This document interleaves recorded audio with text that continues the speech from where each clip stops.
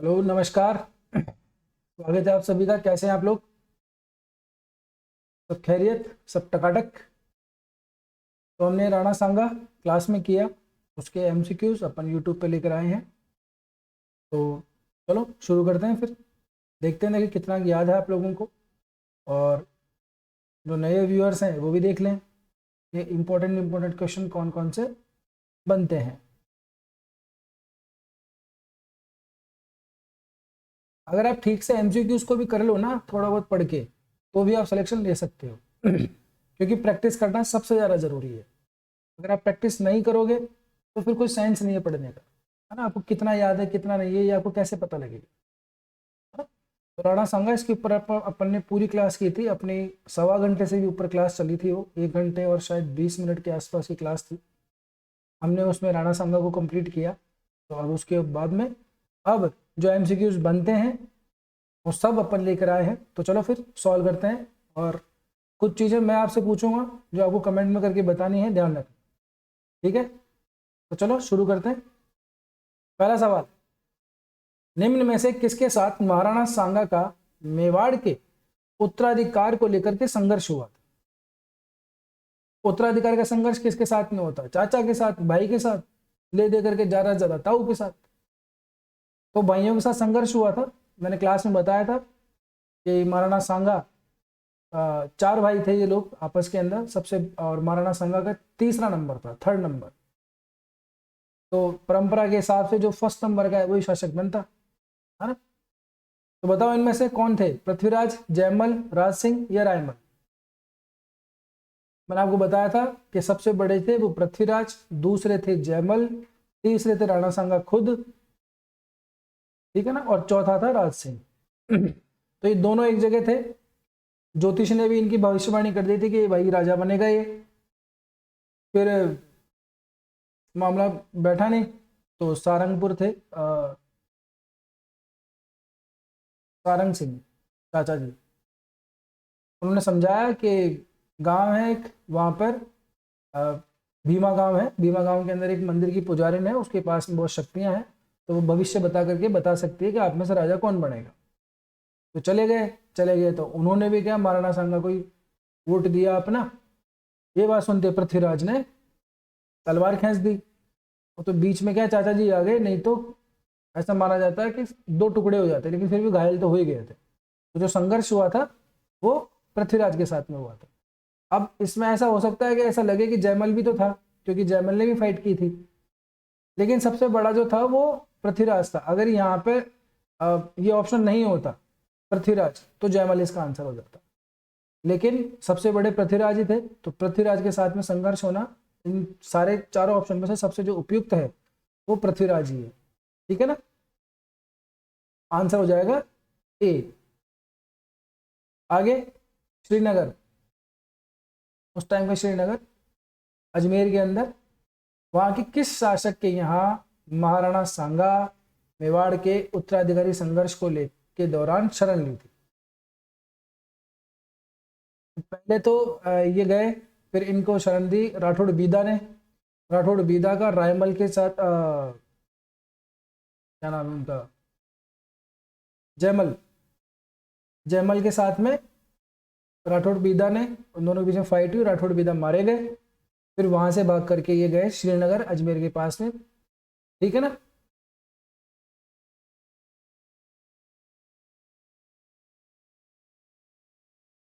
तो वहां पे उस संघर्ष के दौरान किसके साथ में, मतलब किन्होंने इनको शरण दी थी, सवाल ये है। इसलिए साफ साफ क्या है, श्रीनगर अजमेर लिखा हुआ।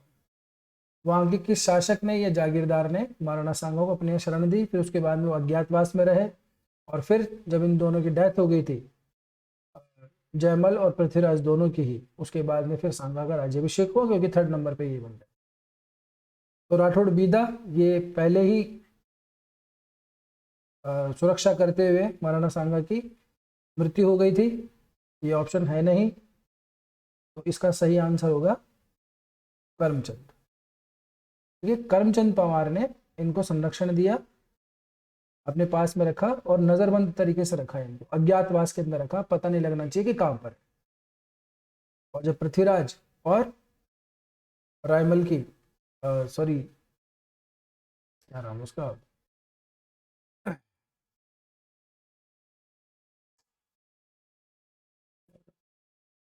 पृथ्वीराज और जयमल की जब मृत्यु हो गई तब उसके बाद के अंदर राणा सांगा का राज्यभिषेक किया। तो करमचंद पवार ने इनको संरक्षण दिया था। फिर करमचंद पवार को फिर बाद में इन्होंने क्या, नागौर और दो चार कुछ और जागीरदारों को 15 लाख रुपए के राजस्व वाला दे करके इनको जागीरदार बना दिया था। और नॉर्थ की जो सीमा है इनकी, उत्तरी और पश्चिमी, उसको थोड़ा सुरक्षित कर दिया था राणा सांगा ने। करमचंद पवार जो है एंड तक बने रहे थे राणा सांगा के साथ।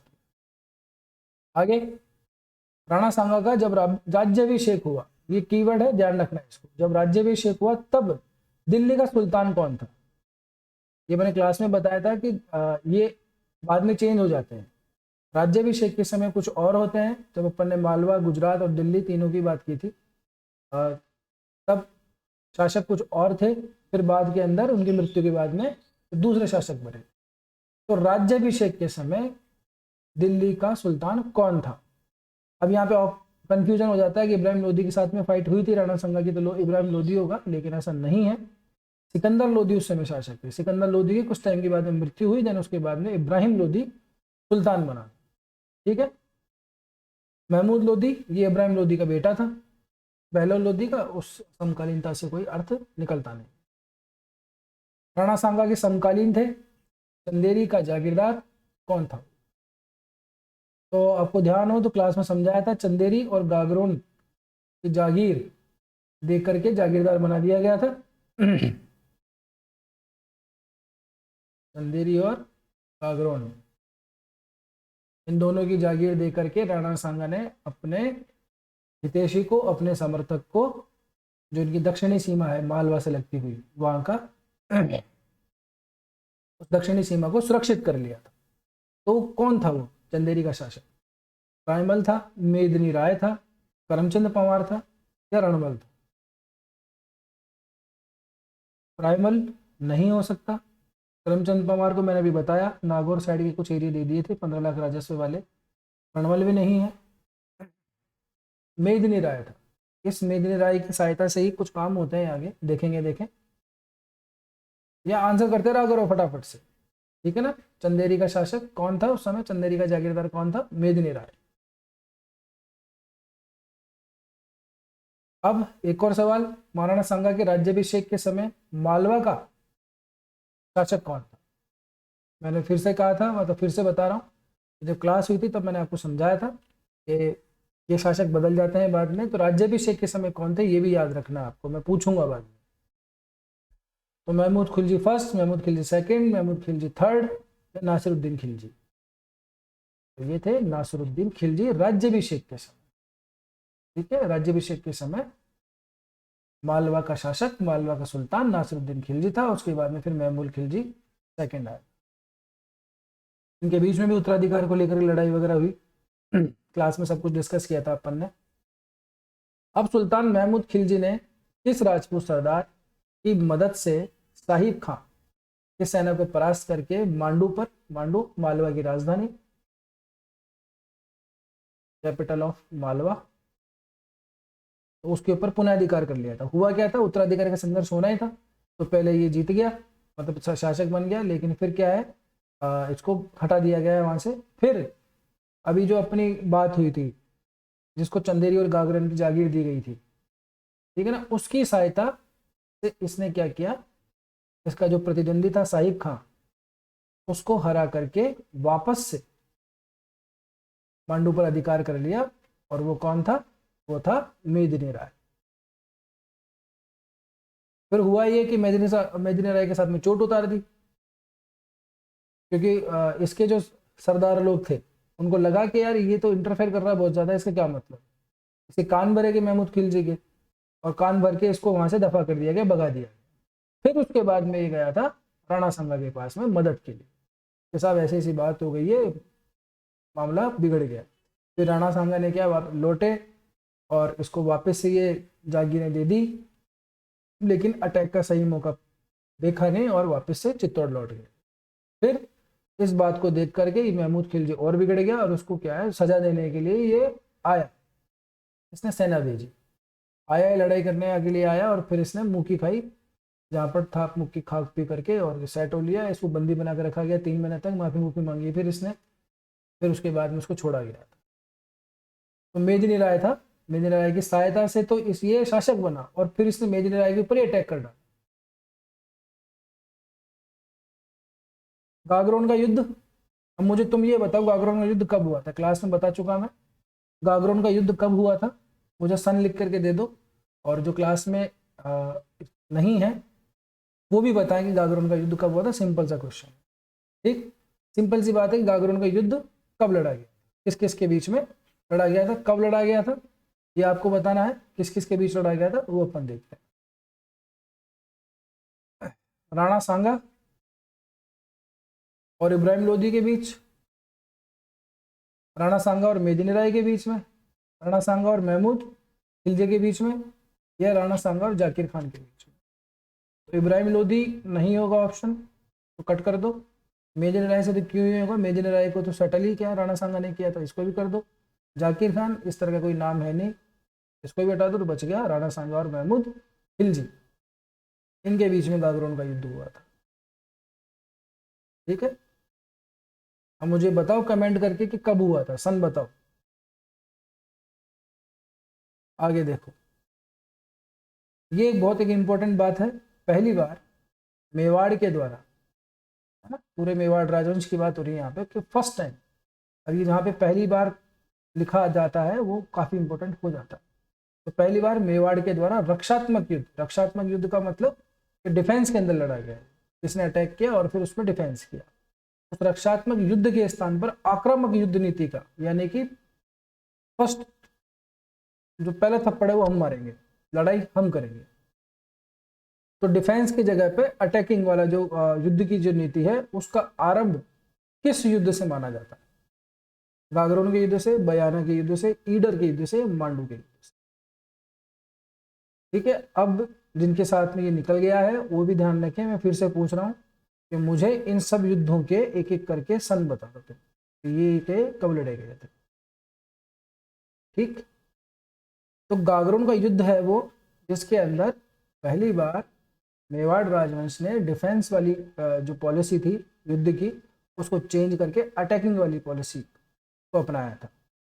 तो जब मेदिनी राय को हटा दिया तो फिर वापस से सांगा के पास भेजा, सांगा फिर आया गागरोन पे अटैक कर। जब मैं बताता हूँ, चल मैं दिखाता हूँ तेरे को क्या लेना, क्या सिस्टम है तेरा। तो यहाँ पे अटैक किया गया, वो गागरोन का ही युद्ध था। ठीक है, इसका सही आंसर हो जाएगा गागरोन। मुझे फिर से कह रहा हूँ, इस ये युद्ध कब हुआ था कमेंट करके बताओ, सन बताओ कब हुआ।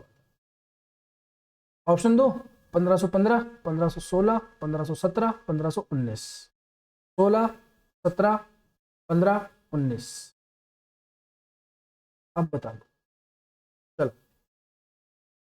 गुजरात के सुल्तान मुजफ्फर शाह, ये भी सेकंड है मुजफ्फर शाह। मुजफ्फर शाह ने ईडर के सिंहासन पर भारमल को बैठाने हेतु रायमल के विरुद्ध अपने किस सेनापति को नहीं भेजा था? ईडर के बारे में अपने डिटेल में डिस्कस किया कि यहाँ पे 3-4 बार मुजफ्फर शाह और को भेजा, मुजफ्फर शाह ने इंटरफेयर किया, फाइनली जाके इसको सक्सेस मिली थी। ये रायमल जो था, भारमल उसको बैठाना चाहता था। सूरजमल था, सूरजमल के 2 बेटे हुए, 2 बेटों में से फिर उसका एक एक करके एक बेटे हुए, है ना। एक तरफ था रायमल, एक तरफ था भारमल, सूरजमल के पोते मतलब। तो जो रायमल था वो संरक्षण में था सांगा के, और भारमल था वो संरक्षण में था मुजफ्फर शाह के। और ईडर, ईडर कहाँ है ये भी बताया था मैंने आप लोगों को, साबरकंठा गुजरात के अंदर स्थान है, वहां पे ईडर पड़ता है। तो इसकी क्या है, सामरिक महत्व था इस जगह का भी, गुजरात के हिसाब से भी और मेवाड़ के हिसाब। तो उसने क्या भेजा, बैक टू बैक 3 लोगों को, लेकिन नहीं विजय कर पाए। तो कौन था उसमें से जिसको नहीं भेजा था? निजामुल मुल्क, इसको पहले भेजा था, इसने क्या रायमल को हरा भी दिया था एक बार। तो फिर ये जाकर के जो बड़नगर का किला है वहां उस तरफ कूच कर गया, लेकिन निजामुल मुल्क उसके पीछे भागा रायमल के। रायमल के जब पीछे भागा तो रायमल को लगा कि यार अपन तो पीठ दिखा के भाग रहे हैं, ये दौड़ा रहा है अपने को, अपन दौड़े जा रहे हैं। फिर रायमल ने क्या वापस अटैक किया, वापस घुमाई, यू टर्न लिया और बोले भाग लिए रे यार, हम नहीं भागेंगे। फिर इस निजामुल मुल्क की सेना पर अटैक किया और छक्के छुड़ा दिए इसके, बहुत भयंकर तरीके से लड़ाई हुई और फिर निजामुल मुल्क रवाना हो लिया। तो कुल मिला के क्या है, ईडर के ऊपर रायमल का अधिकार बना रहा। दोबारा जहीर उल मुल्क को भेजा, तभी जहीर उल मुल्क भी नहीं सक्सेसफुल हो पाया। इसको तो क्या है, जो घुड़सवार सेना थी उसने सब, जो गुंडी थी उसको उड़ा डाली थी। फिर उसके बाद में फिर बड़ी सेना के साथ में मलिक हुसैन को भेजा, है ना। ये अहमदनगर का था, ये सेनापति था इसका, अहमदनगर का सेनापति। इसको भेजा, इसने कब्जा कर लिया। फिर जो रायमल था वो राणा सांगा के पास में गया, फिर फाइट होती है और उसके बाद में इसको मार दिया जाता है, इसको हरा दिया जाता है। फिर वापस से जो राणा सांगा है अहमदनगर की तरफ जाते हैं, अहमदनगर को विजय प्राप्त कर लेते हैं। फिर वहाँ से जो है जो बड़नगर है उसको विजय प्राप्त कर लेते हैं। तो ऐसे कर कुरा करके क्या है, मुंह की खानी पड़ती है और गुजरात फिर कभी भी सर उठा के नहीं देखता, ठीक है ना। मुजफ्फर शाह ने फिर कभी दोबारा से मेवाड़ की तरफ आंख भी नहीं उठाई, तो वो हमेशा दबा रहा। तो कहा जाता है इसके मतलब डायरेक्टली परिणाम नहीं निकला, लेकिन ये फाइट तो हुई थी क्योंकि सेनापति तो इसी के थे। तो इन तीनों को भेजा था इसने, शाहनवाज जैसा कुछ नहीं था, शाहनवाज को नहीं भेजा, ठीक है ना। तो नहीं भेजा, किसको नहीं भेजा, शाहनवाज को नहीं भेजा, ठीक है। नेक्स्ट, गुजरात के सुल्तान मुजफ्फर शाह ने किसके साथ मिलकर मेवाड़ पर आक्रमण हेतु प्रस्थान किया। तो इसने जब सारा काम हो गया, मतलब अहमदनगर, ईडर, बड़नगर, यहाँ पे राणा सांगा ने क्या अटैक कर कुरा के सब कुछ जीत लिया। और बड़नगर का हाकिम था, उसको भी क्या है, उसको भी मार मूर दिया। तब फिर क्या है कि इसने, एक व्यक्ति था उसके साथ में मिलकर के, सोरठे, सोरठे का किलेदार था, सोरठे का जागीरदार था, उसके साथ मिलकर के दोनों ने प्लानिंग करी कि अपन दोनों मिलकर के अटैक करते हैं मेवाड़ पे। तो ये दोनों ने कूच किया। तो वो कौन था जिसके साथ में मिलकर के मुजफ्फर शाह ने मेवाड़ पर आक्रमण हेतु प्रस्थान किया था, यानी आक्रमण के लिए गया था। कौन था वो, नासिर हुसैन था, मलिक अयाज था, नादिर शाह था, या मलिक हुसैन था। तो वो था मलिक अयाज, सोरठे का जागीरदार था एक तरीके से। मलिक अयाज इसके साथ में गया। फिर मलिक, इन्होंने देखा कि राणा सांगा तो अपनी पूरी सेना के साथ में तैयार बैठा है, तो भाई साहब इसकी फटली मलिक अयाज की, यार तो भाई साहब पार नहीं पड़ेगी अपने, मारे मुरे जाएंगे, कोई साइंस नहीं निकलने वाला, घर पे बाल बच्चे वाला आदमी हूँ साहब। तो इसने संधि कर ली, माफ़ी मांग ली सांगा से कि भाई साहब मुझे माफ़ कर दो, मैं फालतू क्या इसके बहकावे में आ गया था, मुझे मुझे थोड़ी पता था आप उस सामने। तो इसने माफ़ी वूफी मांग ली, संधि फंदी कर ली, और ये राणा सांगा ने, चल ठीक है कोई बात नहीं, बख्शा तेरे को, मैं भी खून खराबा नहीं चाहता। तो इसके बाद मुजफ्फर शाह अकेला पड़ गया। तो ये वापस क्या है, यू टर्न मार के अपने अपना सा मुंह लेकर के गुजरात चला गया। देन इसके बाद में फिर फ्री हो गया, जो मेवाड़ है गुजरात की तरफ से, गुजरात में फिर कभी क्या है 3-5 नहीं करी, ठीक है। चल, खातौली, राणा सांगा और इब्राहिम लोधी के बीच में युद्ध, बहुत प्रसिद्ध युद्ध लड़ा गया था। अब मुझे कमेंट करके बताओ ये कब हुआ था खातौली का युद्ध। ऑप्शन दो, 1524, 1525, 1526, 1527, 25, 26, 27। अब ये खातौली वर्तमान में है कहाँ, प्रश्न ये हमारा ये है कि वर्तमान के अंदर जो खातौली है वो किस स्थान के ऊपर है। कोटा, बूंदी, बारां, झालावाड़, हाड़ौती में है। ऑप्शन से तो समझ में आ ही गया, हाड़ौती में कहाँ पर है, कोटा, बूंदी, बारां, झालावाड़ किस जगह पर है। तो वर्तमान के अंदर जो खातौली है वो कोटा जिले के अंदर पड़ता है, ठीक है। इस बात को ध्यान रखना, इस तरह के सवाल भी पूछे जा सकते हैं, पूछे जाते हैं। बाड़ी के युद्ध, उसके समय इब्राहिम लोदी ने इसके नेतृत्व में शाही सेना को राणा सांगा के विरुद्ध भेजा। हथौली के युद्ध के अंदर हालत खराब होली। फिर बाड़ी का युद्ध हुआ, उसके उस युद्ध के अंदर शाही सेना को भेजा गया। इब्राहिम लोदी, मैंने कहा था क्लास में भी, इब्राहिम लोदी खुद क्या है वॉर के अंदर इन्वॉल्व नहीं हुआ था, फटती थी इसकी, तो लगता है मैं मर जाऊंगा तो फिर सुल्तान कौन बनेगा, तो ये क्या अपने सेनापतियों को भेज देता था। कमजोर राजा की पहचान होती है, या ऐसा कहो कि ऐसा राजा जो युद्ध से परहेज करता है या उसको इतना अनुभव नहीं होता युद्धों का। तो इसने, इब्राहिम लोदी ने, इससे पहले जो युद्ध हुआ था अभी खातोली का, उसमें तो हुआ क्या था कि हार गई थी सेना, तो फिर इसने क्या, एक शाही सेना भेजी। शाही सेना का मतलब समझते हो ना, मुगल सम्राट, मुगलों की शाही सेना ने बड़ी सेना, उसको राणा संगा के विरुद्ध भेजा बाड़ी के युद्ध में। बाड़ी कहाँ है वर्तमान में, बाड़ी धौलपुर में।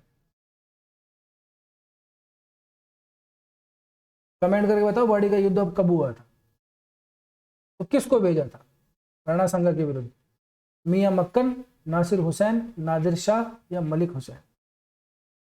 इसका आंसर है मियां मक्कन। ठीक है, मियां मक्कन को भेजा था। और फिर क्या हुआ, मियां मक्कन भी क्या है, मियां जी की तरह रह गए, और राणा सांगा ने इनको भी धूल चटा दी। नेक्स्ट, पानीपत की पहली लड़ाई किस किस के बीच में हुई, बाबर और इब्राहिम लोदी के बीच में हुई, बाबर और राणा सांगा के बीच में हुई, इब्राहिम लोदी और राणा सांगा के बीच में हुई, या फिर राणा सांगा और मुजफ्फर शाह के बीच में। पानीपत का फर्स्ट वॉर, अब कमेंट करके बता दो कब हुआ था ये। ऑप्शन वही है सेम, 1525, 26, 27, 28। पानीपत की पहली लड़ाई कब लड़ी गई, तो पानीपत की पहली लड़ाई गई थी दिल्ली के सुल्तान इब्राहिम लोदी और बाबर की सेना के बीच। इसमें बाबर जीता था, इब्राहिम लोदी हार गया।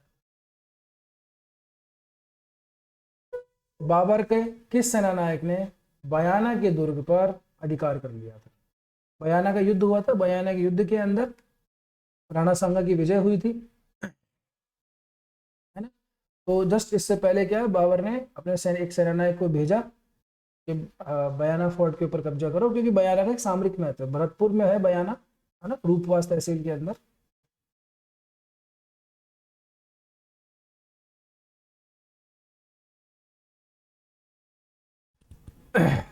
जो सामरिक महत्व था, राजस्थान का एक तरीके से प्रवेश द्वार है, तो इसका स्ट्रेटेजिक सामरिक महत्व बहुत ज्यादा था बयाना का। तो किसको भेजा था, मेहंदी ख्वाजा को, महमूद बेगड़ा को, मियां मक्कन को या रजा खां को।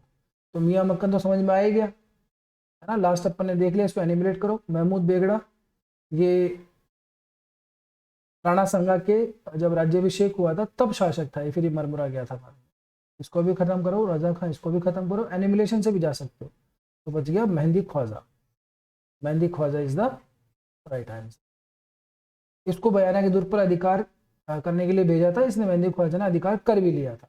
फिर राणा सांगा की सेना आई, लड़ाई हुई, किलेबंदी कर ली, घेर लिया। फिर इस सहायता के लिए भी बाबर ने कुछ और मदद करने की कोशिश करी, लेकिन तब पार नहीं पड़ी।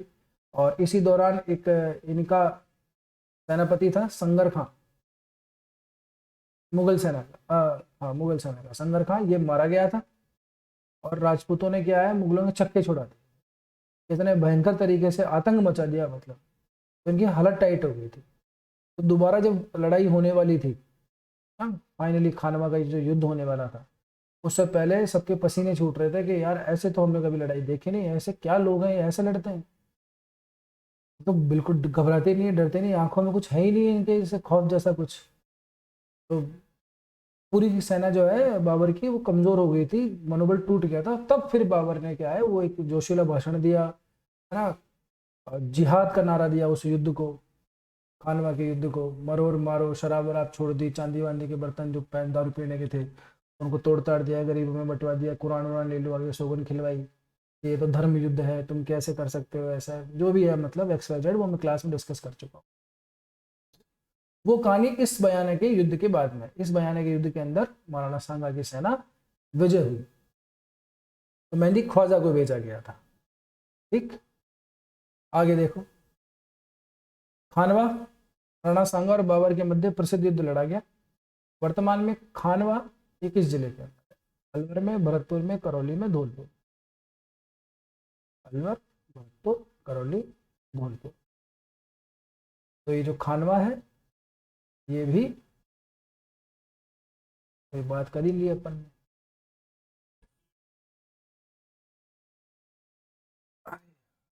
खानवा खानवा है भरतपुर की रूपवास तहसील के अंदर।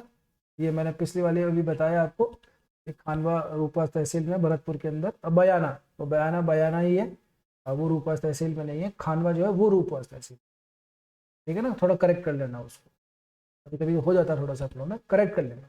खानवा भरतपुर के अंदर ऐसा प्रश्न पूछा जाता है कि फला इतना इंपॉर्टेंट युद्ध हुआ उस प्लेस के ऊपर, वो है कहाँ पे, वर्तमान में कहाँ पे, है ना। अब डेट आती है कि ये डेट इंपॉर्टेंट है क्योंकि इस डेट की फिक्स डेट लिखी हुई है ना। पहले क्या है कि इसके बारे में थोड़े मतांतर हुआ करते थे, कई जगह कुछ और लिखा रहता था, कई जगह कुछ और लिखा रहता था। लेकिन फाइनली राजस्थान अध्ययन की जो किताबें हैं, इससे पहले भी जो माध्यमिक शिक्षा बोर्ड की पुस्तक थी उनके अंदर स्पेसिफिक डेट लिखी हुई है, तो उसमें कंफ्यूज नहीं होना है कि वो कौन सी थी, 27 मार्च थी या 7 मार्च थी, 17 मार्च थी या 25 मार्च थी, कौन सी थी वो। किस दिन युद्ध लड़ा गया था, युद्ध लड़ा गया था 17 मार्च 1527 को। मार्च का महीना है, मार्च के महीने के अंदर तारीख, इसी तरह के क्लोज ऑप्शन आते हैं जहाँ कंफ्यूजन हो जाता है। तो कई जगह 16 मार्च लिखा रहता है, कई जगह लिखा रहता है 23 मार्च लिखा रहता है। तो 17 मार्च, इस डेट को ध्यान रख लेना, 17 मार्च 1527, लास्ट के अंदर 77 और फर्स्ट के अंदर 11, ऐसे ध्यान रख लेना। 1527 तो याद रख ही सकते हो ना, तो इधर से पहला उठा लेना, एक याद करने का तरीका अपना अपना, यहाँ से लास्ट उठा लेना 7, ऐसे करके 17 बन जाएगा। 17 मार्च 1527 को खानवा का युद्ध लड़ा गया। अब खानवा के युद्ध के अंदर क्या हुआ था पूरी डिटेल में अपन डिस्कस किया था। राणा सांगा घायल हो गए थे। फिर पहले क्या है, किसी को मेवाड़ के जो राजचिन्ह है, सारे राजचिन्ह उनको दे करके सेनापति तो स्वीकार करने के लिए कहा गया, और कहा गया कि आप राणा सांगा के हाथी पर विराजित हो जाओ, ताकि क्या है, अभी क्योंकि अफरा तफरी मच गई थी, राणा सांगा युद्ध से चले गए थे, उनको ले गए थे सुरक्षित स्थान के ऊपर, तीर लग गया था तो वो घायल हो गए थे, थोड़े बेहोश से हो गए थे। तो फिर अब राणा सेना के अंदर अफरा तफरी मच गई कि राणा जी तो चले गए, अब कैसे हो। तब फिर क्या है कि सारे जो महाराणा के मेवाड़ के जो जो राज चिन्ह है उन सबको दे करके सेनापति तो बोला आप स्वीकारो और युद्ध को आगे गति दो। तो पहले किसी को प्रस्ताव दिया गया था लेकिन उन्होंने मना कर दिया था, ठीक, दिया गया था लेकिन उन्होंने मना कर दिया था। तो वो कौन थे जिन्होंने ये काम किया था, जिन्होंने मना कर दिया था। झाला अज्जा, रावत रतन सिंह, अखेराज सिंह या चंद्रभान सिंह, कौन थे। तो देखो झाला अज्जा ने तो स्वीकार किया था, मना किया नहीं था, ठीक है ना। फाइनली झाला अज्जा ने क्या कि बोले ठीक है मैं संभालता हूँ। इन्होंने राजचिन्ह को स्वीकार करके और महाराणा सांगा के हाथी पर सवार होकर के युद्ध का नेतृत्व किया। अखीराज सिंह ये इनको घायल होने के बाद में इनको सुरक्षित स्थान पे लेके गए थे, ठीक है। चंद्रभान सिंह ये नहीं थे, ये इनके साथ में बयाना के युद्ध में भी थे। तो इसका ऑप्शन है सही आंसर रावत रतन सिंह। रावत रतन सिंह को पहले दिया गया था कि आप संभालो, लेकिन उन्होंने मना कर दिया था, ठीक है। उसके बाद में फिर झालाज्जा ने एक्सेप्ट किया और झालाज्जा ने आगे युद्ध को गति दी थी। अब इस युद्ध के लास्ट टाइम के अंदर क्लास में बताया था मैंने कि कुछ धोखेबाज थे, उन्होंने राणा सांगा का खेमा छोड़ करके बाबर के पास जा मिले थे। इस युद्ध के अंदर बहुत बड़ी हानि उठानी पड़ी थी, क्योंकि उससे क्या है स्ट्रैटेजी का सब कुछ पता लग गया फाइनली कि ये सामान कौन रहा है, वो सामान कौन रहा है। जो पूरी युद्ध की रणनीति है, उस रणनीति के बारे में बाबर को बता दिया गया था। और युद्ध के अंदर जितना रण कौशल इंपॉर्टेंट होता है, उतना ही क्या है रणनीति भी इंपॉर्टेंट होती है। यानी कि एक तो लड़ने की कला हो और एक ऐसा हो कि युद्ध किस तरह से लड़ा जाए, ठीक है ना। तो पूरी स्ट्रैटेजी इसने बता दी, उसका खामियाजा बहुत भुगतना पड़ा था खानवा के युद्ध में। फिर फाइनली महाराणा सांगा की पराजय हुई। तो कौन थे वो जो बाबर खेमे में चला गया था। हराई सिंह के सलहदी तंवर, नागौर के खानजादा, ये दोनों या फिर दोनों में से कोई नहीं। तो ये दोनों ही थे इन दोनों ने ही क्या है, नाम ध्यान रखना, सलहदी, तमर और खानजादा। खानजादा हरामजादा कैसे भी याद कर सकते हो, ऐसे करके थोड़ा याद हो जाएगा, ठीक है ना। सलहदी सलेटी, ये दोनों बाबर में जा मिले थे, तो आंसर हो जाएगा इसका सी, ठीक है। राणा सांगा की मृत्यु किस स्थान पर हुई? अब देखो इसमें कालपी, मांडलगढ़, बसवा और भुआसर। तो भुआसर तो होगा नहीं, क्योंकि जब फाइनली सीकरी के अंदर जब डेरा डालना था, है ना, वहां पर भी डायरेक्टली ये गए नहीं थे, भुआसर से होकर के इन्होंने टर्न लिया था, तो भुआसर है नहीं। अब मांडलगढ़, मांडलगढ़ के अंदर इनको ले जाया गया था बाद में मृत्यु के बाद। कालपी और बसवा, तो कालपी और बसवा दोनों ही दौसा के अंदर है। इसका आंसर दोनों ही है, कालपी भी इसका आंसर है, बसवा भी इसका आंसर है, लेकिन कालपी के नजदीक बसवा गांव है, ठीक है। तो करेक्ट आंसर जो है, एक तो तहसील हो गई, तहसील के अंदर गांव हो गया, तो करेक्ट आंसर होगा बसवा। देखो ये बसुआ लिखा है, कई जगह बसवा लिखा रहता है, ऐसे बसवा भी लिखा रहता है, बात एक ही, बसवा गांव के अंदर इनकी मृत्यु हुई थी, ठीक है ना, कालपी के निकट। तो अगर बसवा नहीं होता तो कालपी भी आंसर हो जाएगा इसका, ठीक है। अब राणा सांगा की समाधि की बात करें, वो कहाँ पर है, ये मैं डिस्कस कर चुका हूँ पुरानी क्लास में भी। मांडलगढ़ के अंदर मृत्यु के बाद में इनको मांडलगढ़ ले जाया गया, वहीं इनका अंतिम संस्कार किया गया और यहीं पे इनकी समाधि, ठीक है, ध्यान रखना है इसको। अब इसमें से कौन है, फाइनली सारा कुछ हो गया, फाइनली जब पूरा इतिहास मतलब इनके बारे में पढ़ लिया, तो इसके इनके जो जितना योगदान है ना, हिंदू पथ कहा जाता है इनको, अंतिम हिंदू शासक कहा जाता है भारत का, जिन्होंने भारत के ऊपर, संपूर्ण भारत के ऊपर हिंदू राष्ट्र स्थापित करने का प्रयास किया और बहुत बड़ा युद्ध भी लड़ा, ये काफ़ी डिस्कस कर चुके हैं अपन। तो इनमें से कौन है जिन्होंने इन्हें सिपाही का अंश कहा है, ये सवाल पूछा हुआ है। श्यामल दास ने कहा है, जेम्स टॉड ने कहा है, विजयकांत ने कहा है, सूर्यमल मिश्र ने कहा है।